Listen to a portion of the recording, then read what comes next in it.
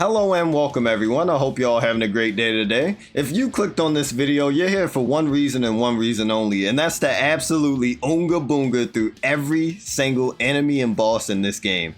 And I respect that. And that's why I'm here to give you guys 3 builds today that absolutely shred through this entire game. The first build is going to be a balanced build going straight down the middle between survivability and damage. The second build is going to be all in with damage, allowing you to take a few hits and then deal some absolutely massive burst damage back out to your enemies. And the third build is going to be about survivability, giving you higher health and health regen to just last longer in long-winded battles. Also, if you guys ever want to check out the full in-depth breakdown of this build or other builds made by other talented creators, make sure to check out mobalytics.gg, as they have plenty of builds, boss guides, class breakdowns, and more to help you guys beat this game so much easier.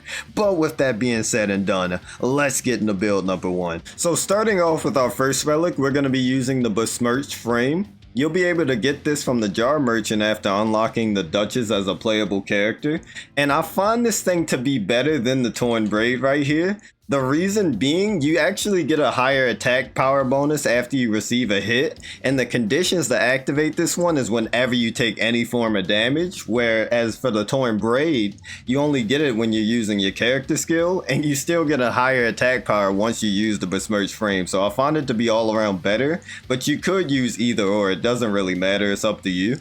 For our next relic, we have the Knight of the Fathom. This is just going to give you more HP outright. Your flask will also heal your teammates, and items that you use will buff up the other teammates with that same item. If you want some form of health regen, you could use the Golden Sprout. I don't really recommend it since it's not like the best health regen ever, but I guess if you really just wanted to put health regen in your kit without any RNG, you could just pick up a shield and just use the HP recovery from guarding. Since at the bare minimum some HP regen is better than no HP regen, and you could grab the dormant power that allows you to heal up when at low HP, and it probably could stack with this and help it be a little bit better. But overall, I think the safer pick and the easier to work with pick would probably be the Knight of the Fathom. For our next relic, we're going to have the Knight of the Wise. This can be found from the Sentient Pest Expedition. And the only thing that matters on this talisman right here is the bottom two, being that you start off the match with your weapon inflicting poison, and that poison and rot in vicinity increases attack power. The reason these two are so important is because having your starting weapon do poison damage not only gives you your initial burst damage, but sustained damage with the poison, and because you get an attack power bonus, it's going to make your already really bursty weapon deal even more damage. And as the match goes on, you'll find so many weapons that inflict Scarlet Rot, and those weapons alongside this relic right here can just make you do so much damage to so many different sources. And I wouldn't worry too much about finding Scarlet Rot weapons, as there's plenty to go around, but even if you somehow don't find one, you can always just use the starting weapon that you have and followed by dual wielding another colossal weapon, and you'll still get the poison build up alongside that other colossal weapon's damage, and it'll just do a ton of damage combined, which can just shred through pretty much everything. Also, thanks to the dormant power right here, whenever Scarlet Rot or poison does happen in your vicinity, you just get continuous health regen. That means that you have one relic that can potentially give you extra damage and extra survivability, another that gives you only damage, and another that gives you survivability, making it 2 points for survivability and 2 points for damage, which means it's perfectly balanced, as all things should be.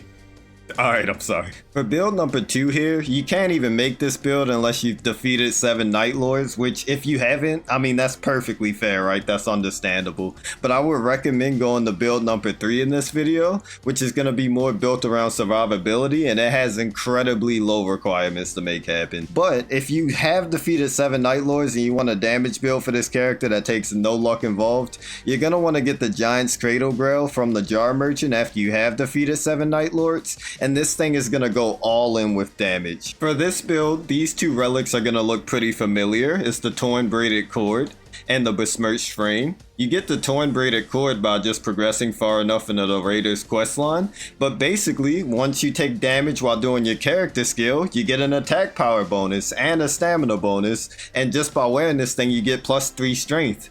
And once this activates, Besmirched Frame also activates, giving you another attack damage bonus, which these two combined stack, and they just let you do a ton more damage. Finally, we have the Fell Omen Relic, and this thing's gonna give us another boost attack power, and it also gives us +1 to Vigor, making us slightly more tanky to be able to have this get hit, deal damage type of playstyle. And if you don't have this relic, you get it by beating the tutorial boss, being the Fell Omen. But even if you do lose to him, you can go back to the tutorial by going to the visual codex and then going down the guide, and then you'll see a play tutorial button, and by clicking that, you'll be able to try to fight him again. While switching your weapon for the Fell Omen's attack power bonus might sound super annoying, I think it's most effective when you're dual wielding colossal weapons, as you can just holster the weapon and pull it right back out, and you'll get the attack bonus for a decent amount of time. And that's pretty much going to be the basic gameplay loop for this build. You just want to make sure that all of your relics proc, and once they do, just go in. Just go in and swing around your hammer like an absolute barbarian and watch as things just get absolutely shredded and melted by it. Finally, we have our third build, which is just here to have a ton of survivability. We're going to increase our maximum HP with the Knight of the Fathom, and also allow our teammates to get heals off of us, which is just super nice. And also our items confer effects to all nearby allies. Knight of the Beast is going to make sure that when we do land our attacks, we get a little bit of stamina back, which just helps us keep our stamina up. And we also deal fire damage with our starting armament, which means we get slightly more damage out of it, which is always nice. And then the Blessed Iron Coin is going to give us continuous HP recovery and Vigor +3. This is basically just going to allow us to just have health regen constantly and even more HP. You'll be able to find the Knight of the Beast by making sure that you finish the first expedition in the game, Tricephalos. And you get the Blessed Iron Coin by progressing Dutch's quest line until she finally drops this Blessed Iron Coin, which you have to do the entire Remembrance quest line.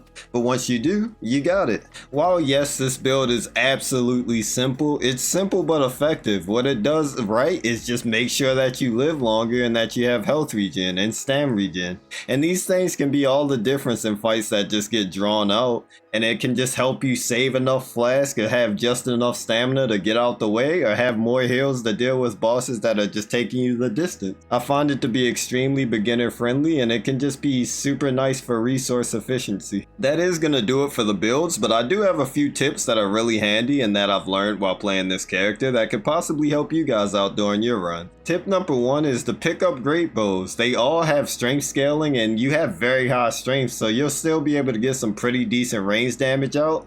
And some range damage is better than no range damage, and also you can res allies from a distance with it. So if you ever can't make it to an ally in time, you could pull out your great bow, hit a shot, and either delay the timer or whittle the timer all the way down from a distance, which is incredibly helpful. Tip number 2 is you could use Totem Stella kind of like an elevator to get up to vertical locations from angles that you normally couldn't. It's also really good if combined with tip number 1. If you have an enemy that's just way too powerful and you can't get close to it, you could use Totem Stella to just get up on height or like a ledge. Stay up there from the safety of your ledge and just shoot down on it with some type of great bow or ranged weapon until it's whittled away. Tip number 3 is to use Retaliate to tank through attacks that you feel like you can't dodge, or to just tank through a room wipe. You take significantly less damage, and not only that, if you had only 1 HP left and an attack comes your way while you're using Retaliate, you won't actually get knocked from the attack because you can't go below 1 HP while using Retaliate, so you're effectively immortal for a few seconds. So you can use that to just tank through an attack and just move back and heal up, or just find a way to reset, which is incredibly helpful. And the last one is just that you can use Totem Stella to break stone statues and get smithing stone 2s out of it, which just lets you upgrade your weapon way quicker. Just make sure to place the Totem Stella a little off to the side from the statue so that you don't trap the loot inside of the totem. Like I did just now. But that is gonna do it for today's video, guys. As always, if you made it this far into the video, thank you so very much, and I hope the build helped as much as possible. Also, if you don't mind, a like and subscribe is greatly appreciated, as it helps out the channel a ton. And with that being said and done, you guys voted for Iron Eye to be up next, so that's exactly who's coming. But who do you guys want to see after Iron Eye? Let me know in the comment section down below, and I hope you all have a great and amazing day. I'll see you all in the next one. Bye bye.